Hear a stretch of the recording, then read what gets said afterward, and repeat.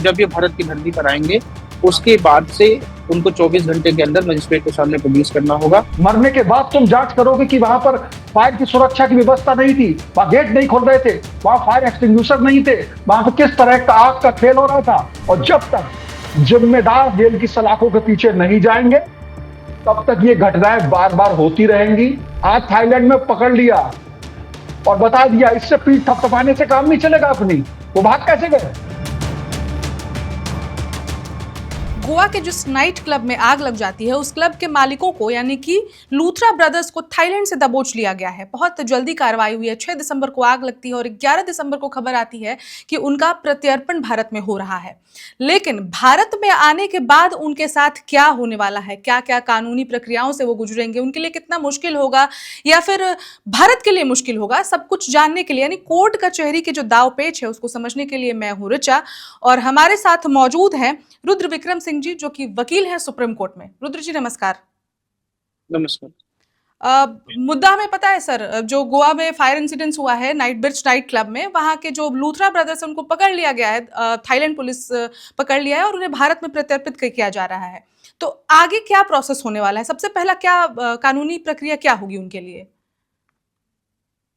देखिए, ये जो जो खबर आप लोग बता रहे हैं कि उनको पकड़ा गया है, मेरे ख्याल से कल इंटरपोल का नोटिस इशू हुआ था, ब्लू नोटिस इशू हुआ था, उसकी वजह से हो सकता है इनको पकड़ा गया हो। और अब अगर उनको प्रत्यर्पण करके यहाँ ले आया जाएगा जी तो सबसे पहले जो उनके खिलाफ जो नेग्लिजेंस की धाराएं हैं जिनमें ये मुकदमा चल रहा है उनको मजिस्ट्रेट के सामने पेश किया जाएगा। जो लोकल मजिस्ट्रेट होता है उसके सामने पेश किया जाएगा। मजिस्ट्रेट ये तय करेगा कि क्या जो चार्जेस लगे हैं वो ठीक है या फिर, और पुलिस जो है वो रिमांड की मांग करेगी कि हमको रिमांड चाहिए। जो भी इन्वेस्टिगेटिंग एजेंसी है वो रिमांड की मांग करती है कि हमको एक रिमांड चाहिए जिससे हम इनको पूछताछ कर सकें, इस मसले के बारे में और पूछताछ कर सके कि ये आग क्यों लगी, कि आपके पास फायर एनओसी थी नहीं थी।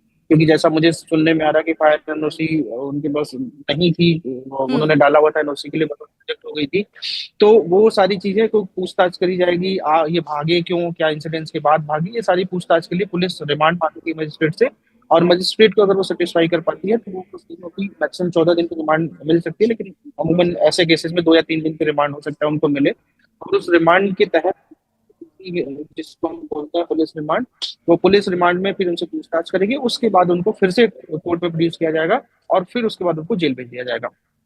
ये जो ऐसे मामलों में ऐसे प्रोसेस होता है। उसके बाद जेसी में जाने के बाद now they have the right to move bail application. वो बेल एप्लीकेशन अपनी मूव कर सकते हैं और बेल एप्लीकेशन अपने जो भी उनके मेरिट्स होंगे उसको सुनाएंगे। तो ये सारा जो प्रोसेस आपने बताया, ये सारा प्रोसेस होने में लगभग कितने दिनों का टाइम लग सकता है? देखिए, जो जब भी कोई व्यक्ति पकड़ा जाता है तो हमारे सीआरपीसी और बीएनएसएस में प्रोविजन है कि विद इन 24 आवर्स आपको मजिस्ट्रेट के सामने प्रोड्यूस करना है। क्योंकि ये प्रत्यर्पण का मामला है, विदेश से आ रहा है, तो जब ये भारत की धरती पर आएंगे उसके बाद से उनको 24 घंटे के अंदर मजिस्ट्रेट के सामने प्रोड्यूस करना होगा। वो चाहे दिन हो रात हो। ये भी एक मैं आपके दर्शकों को बता दूं कि बहुत लोगों के मन में कंफ्यूजन होता है कि अगर रात में गिरफ्तारी हो गई तो कैसे होगा, शनिवार को गिरफ्तारी होगी, रविवार को गिरफ्तारी क्या होगी। ऐसा कुछ नहीं होता। जब भी गिरफ्तारी होगी, अगर शनिवार को भी गिरफ्तारी होती है तो विद इन 24 आवर्स आपको मजिस्ट्रेट के सामने प्रोड्यूस करना होता है।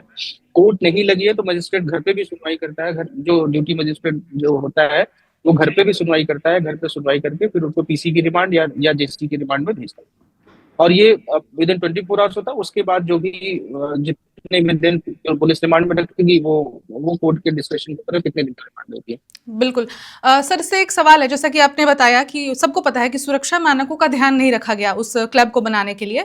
तो अगर इनको पकड़ा जा चुका है, लेकिन जो डायरेक्ट कार्रवाई है, क्योंकि 25 लोगों की जान चली गई है, तो सुरक्षा प्रोटोकॉल्स को ध्यान नहीं रखा गया है, ये सिद्ध हो जाता है, तो क्या डायरेक्ट कार्रवाई इन ब्रदर्स पे ही होगी जो दोनों मालिक हैं?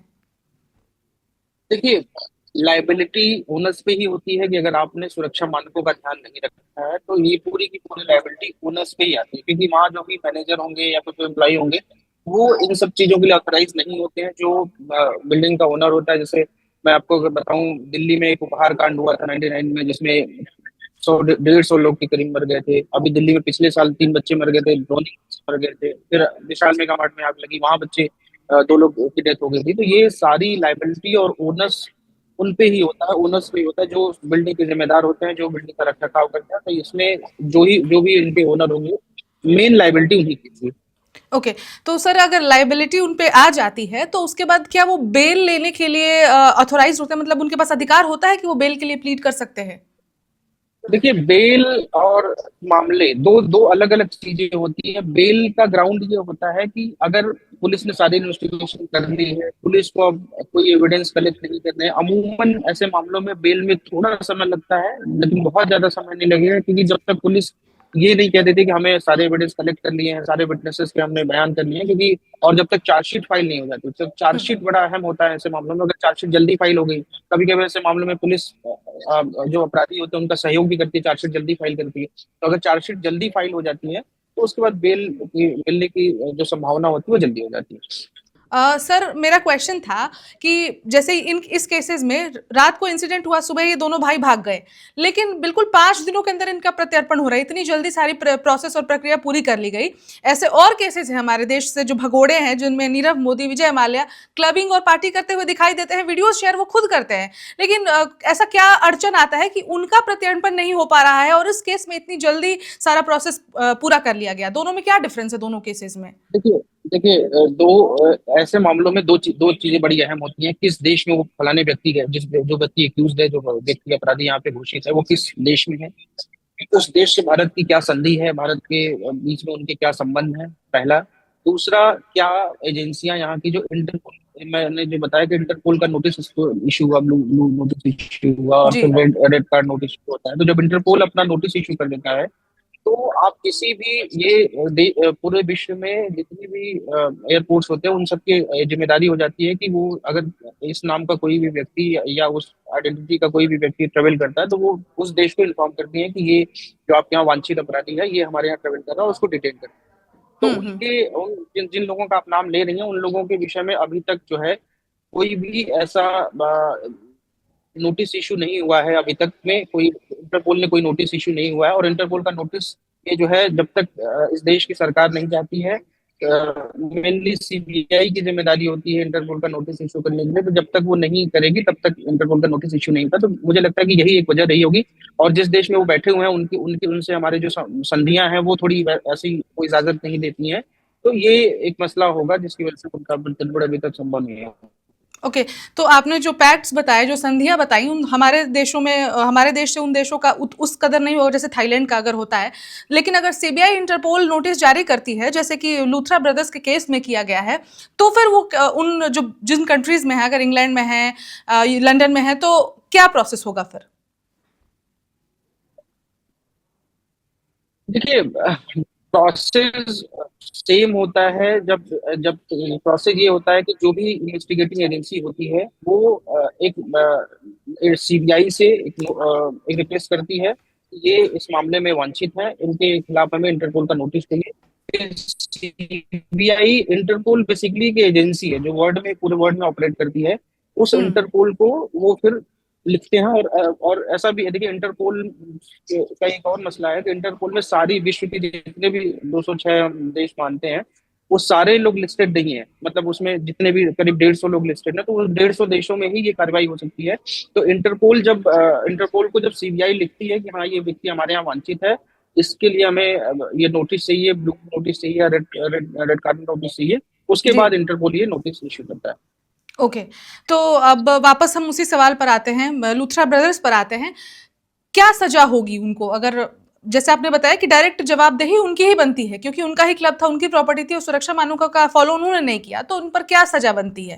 जो बीएनएस की धारा 106 है, जो डेथ बाय नेग्लिजेंस की धारा है, उसमें लगाई गई है मैक्सिमम 5 साल की इसमें सजा है, अगर ये अपराध सिद्ध होता है। क्योंकि अपराध सिद्ध होने में भी देखिए बहुत सारी प्रक्रियाएं हैं, बहुत सारे डॉक्यूमेंट्स पुलिस को कलेक्ट करने होंगे, बहुत सारे विटनेसेस लाने होंगे कि क्या इनकी जिम्मेदारी थी। हो सकता है कोई और ऐसे मामलों में क्या होता है कि कोई एक मामला निकल के आ जाएगा कि नहीं जी, हमने तो इनको लीज पे दे दिया था, ये जिम्मेदार है। तो बहुत सारी चीजें, बहुत सारी टेक्निकलिटी इसकी होती हैं। जब हालांकि अगर, और मुझे लगता है कि इस मामले में जो धाराएं लगाई गई हैं वो अपेक्षित नहीं है, उन धाराओं को और बढ़ाया जाना चाहिए, और इन्वेस्टिगेटिंग ऑफिसर के पास ये पूरा अधिकार होता है कि वो अगर ड्यूरिंग इन्वेस्टिगेशन उसको लगता है कि धाराएं बढ़ाई जानी चाहिए, तो वो धाराएं बढ़ा भी सकता है। Subscribe to One India and never miss an update. Download the One India app now.